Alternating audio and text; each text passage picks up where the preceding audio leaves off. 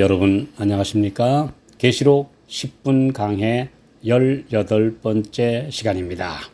오늘은 계시록 1장의 11번째 강해로 두려워 말라 라고 하시는 예수님의 말씀을 주제로 묵상하겠습니다. 계시록 1장 17절 내가 볼 때 그 발 앞에 엎드러져 죽은 자 같이 되매 그가 오른손을 내게 얹고 가라사대 두려워 말라 나는 처음이요 나중이니. 인간이 하늘의 빛난 영광을 대할 때 압도되어 엎드러지는 것은 자연스러운 반응입니다. 이 땅에 존재하지 않는 그 빛의 찬란함을 육신이 감당할 수 없기 때문입니다. 사람의 눈은 태양을 똑바로 쳐다볼 수 없고 핵이 폭발할 때 그 섬광도 직접 바라보면 눈이 멀게 됩니다. 죄로 타락하여 하나님의 영광이 떠난 육체의 한계입니다. 또한 자신이 죄인임을 느끼는 사람이 죄 없으신 하나님의 쉐키나의 영광을 대할 때 감당할 수 없는 죄책감과 중압감에 압도됩니다. 이사야가 그러했고 심지어 하나님의 영광을 뵙고 나온 모세의 얼굴의 광채가 두려워 이스라엘 백성이 떨었던 것을 생각해 볼 때 그 이유는 그 빛이 자신들의 내부까지 투시하는 것처럼 보였기 때문이라는 것을 알 수 있습니다.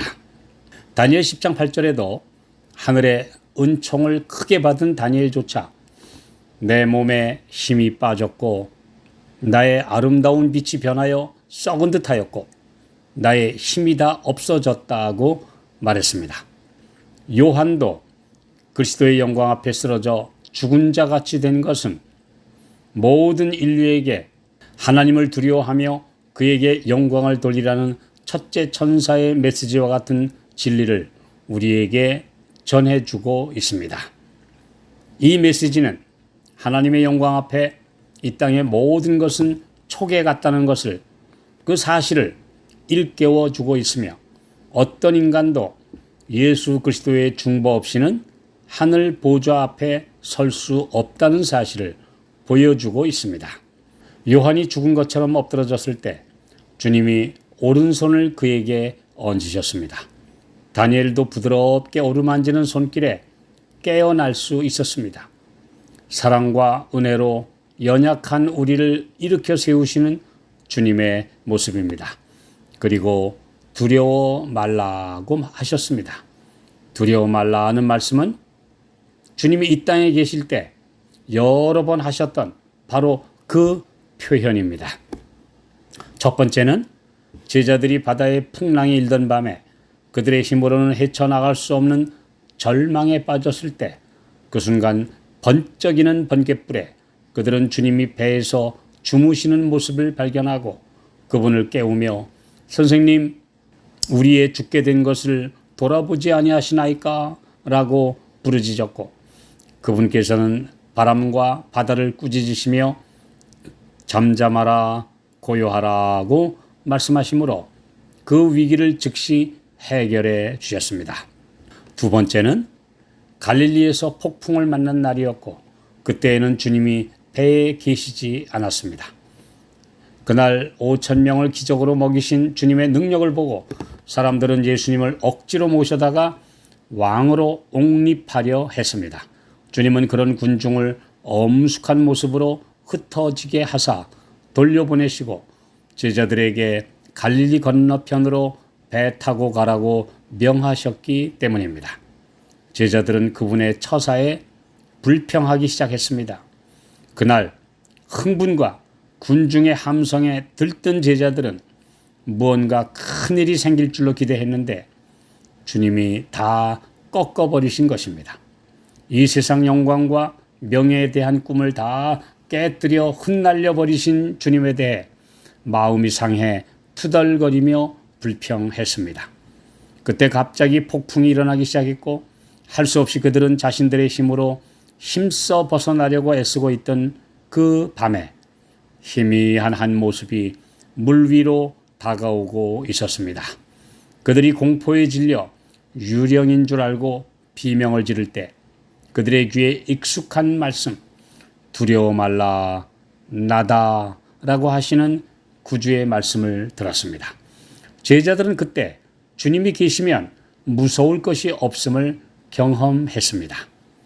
예수님을 믿는 사람들이 이 세상의 헛된 일에 마음이 팔려 구주에게서 떠날 때 갑자기 인생의 폭풍과 시험이 엄습합니다.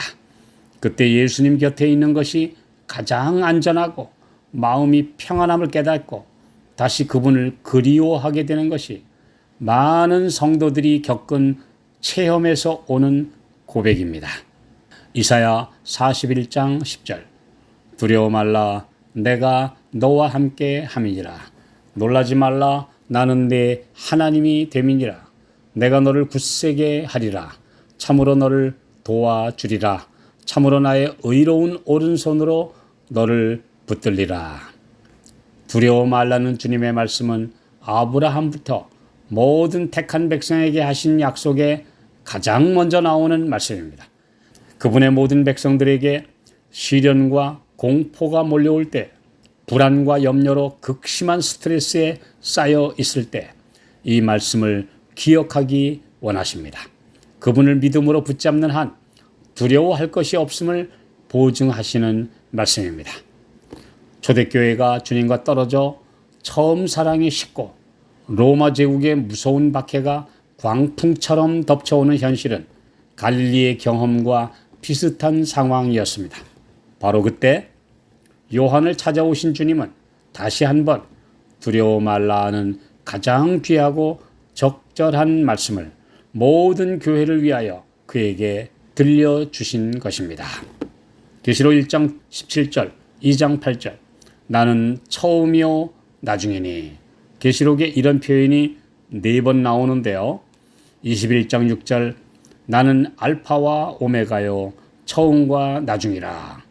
2절에서는 2가지 표현을 사용하시고 그리고 22장 13절에는 나는 알파와 오메가요 처음과 나중이요 시작과 끝이라. 여기서는 3가지 표현을 다 사용해서 자신을 소개하십니다. 이 중에 우리 예수 그리스도께서 처음과 나중이시라는 표현이 가장 많이 등장하는데요. 이 말씀은 창조주로서의 그분의 신분을 가장 크게 강조하고 있으며 시작과 끝이라는 표현은 역사를 주관하시는 분임을 가리키고 있습니다. 그리고 알파와 오메가라는 표현도 3번 나오는데 이는 그리스도의 무한하신 지혜와 지식을 가리키는 표현입니다. 누가복음 21장 9절 난리와 소란의 소문을 들을 때 두려워 말라. 창조부터 구속까지 모든 시대 실망과 어두움의 환경에서도 그분은 처음과 나중이시며 시작과 끝이 되시고 알파와 오메가의 해결책이 되시는 분이십니다.